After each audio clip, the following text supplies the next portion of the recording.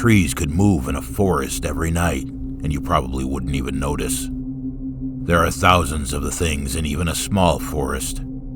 You couldn't possibly know the position of every one. Sure, but if your go-to spot had moved, you might be suspicious. But even then, if you don't go often, you'd probably just think you misremembered. Forests have few exact landmarks. It's the same all around. You'd be forgiven for not noticing the change, for not noticing that the trees are alive. But when they're at the edge of your window, bridging between the vast empty black of the night and the safety of your own home, you'll notice. When the outside world can tap upon your glass, you notice those things. A child cries, "I think I heard a noise at the window." The mother consoles, "It's just a branch in the breeze, honey. Go back to sleep." You read that and feel relief from the explanation. I read that and feel fear. What could be worse than a tree at the window? A tree that was not there yesterday. I've lived on the edge of Inn Woods for over a decade. It acts as a border to the west of our small town. There's my street, with Inn Woods just beyond the back fencing. The woods continue for miles until the next town. They attempted to chop down the trees a few years back to expand our quaint neighborhood.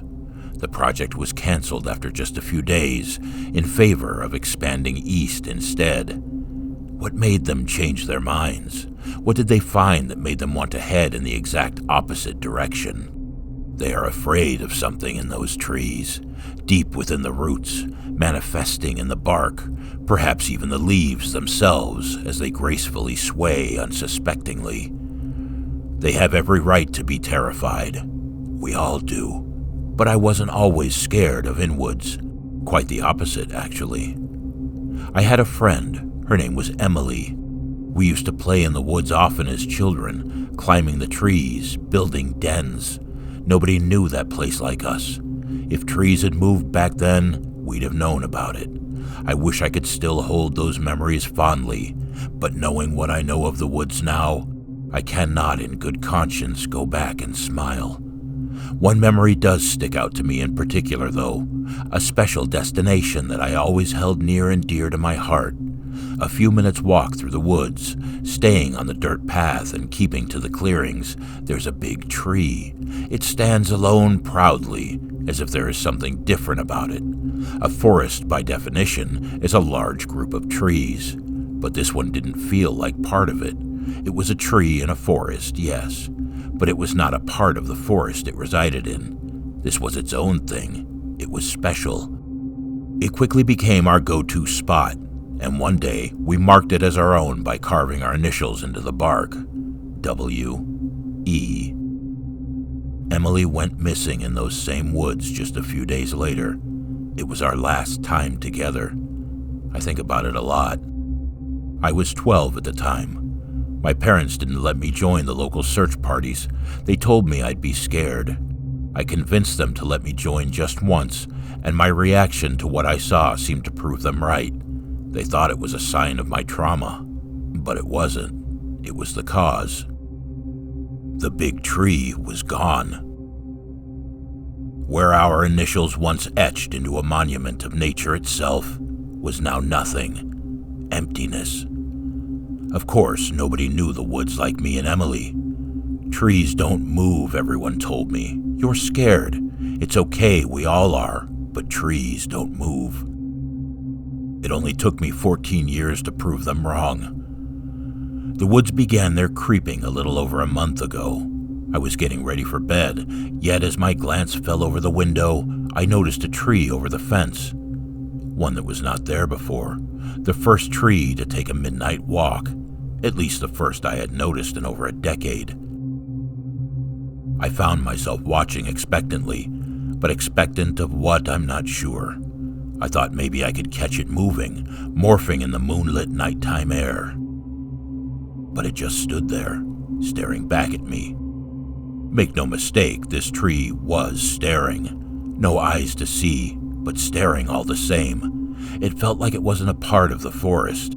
A tree in a forest that it does not belong to is a curious thought to some, but a feeling I'm used to. Every night when I went to bed, I would look out the window. More and more trees from the forest seemed to inch closer to my property. Each time, they stop feeling like a part of the woods. Their membership to that club ends the moment they begin to move. They are their own collective once they do. I didn't tell anyone. I wasn't even sure what to say. People thought I was crazy for implying that trees move as a child. Imagine what they'd think if I said it now. But a fact not spoken is a fact all the same. There is a horrifying thing one learns about forests when they begin to shift. They make noise. I wish I could say that it was simply a rustling or creaking as they reroute to their new location. That would almost be peaceful. They make noises that get burnt into your brain. They screech, they roar, they groan in pain. Their loud whispers whimper through the air every night, reminding us that they are on the move. Their mournful lullaby does everything but help me sleep. They distill a fear in me that I haven't truly felt for 14 years. I knew this was connected to Emily's disappearance all that time ago. I'm not the only one that hears the noises, although I'm the only one who truly listens to their meaning. Many of my neighbors have put their houses up for sale already because they cannot stand the nightly symphony of nature. That's what they call it, nature. Nothing about this is natural. I knew the trees were specifically targeting me after just a week. Nobody else had trees at their window except me. Once at my home, at the edge of what I call my own, they stopped getting closer. They moved every night, continuing their echoes, but they did not break through my walls to reach me. The gentle tapping of branches upon my window had an eerie rhythm to them, as if someone were knocking, asking to be let in. I could almost feel their roots below the ground, beating like veins in flesh. It only took 2 nights of that before I decided to chop the branches. I knew they'd just grow back or move to a new position, but I needed to try it. That's when I discovered why the expansion of our town was canceled. Blood dripped from the branches as I cut them. This was not sap. This was red, oozing blood. It smelt metallic, and groans could be heard from deep within the forest with every chop of my tools. I had become the conductor of this symphony. For every chop, a loud, horrific screech echoed through the woods. It only took 5 before I couldn't continue. You may have noticed that I haven't referred to it as Inwoods for a while. That's because, as far as I'm concerned, this is no longer Inwoods. There is not a single tree that has remained in its spot. They have all chosen to disconnect themselves from Inwoods by moving inwards toward our town and my life. I'd considered selling with my neighbors, but despite all the new questions I had, this was the closest I had ever come to answering Emily's disappearance. Last week, I had a dream. I hadn't dreamt in a while, or even slept much for that matter. I dreamt of Emily, now an adult, playing among the trees. We had gone into the woods together to remind ourselves of our childhood. "Isn't this fun?" Emily spoke with an unclear voice in this dream, almost groans, but I could still understand her. "This is," I said, vaguely aware of the real world, acutely knowing that I was sleeping. "I just wish you could really be here." "Perhaps I never left. Perhaps I've been trying to find my way back to you." We stared at each other before she spoke again. "Perhaps you can join me." I jolted awake to the sound of the tapping at my window and the distant choir of the forest. Yet something about this tapping felt different, almost more excited than usual. It scraped along my window after each one, as if it no longer asked to come in, but instead to invite me outside. I peeked through the window. Many of the trees had moved away from my home. Only one was right outside. I was still tired and my vision felt crooked, but I could clearly make out the letters engraved into the bark. W-E. For a second, I felt calm. I felt the fear of the past 14 years drift away. "Emily," I spoke aloud. The forest responded with whispers that felt more gentle this time. I made my way downstairs and out the back of the house.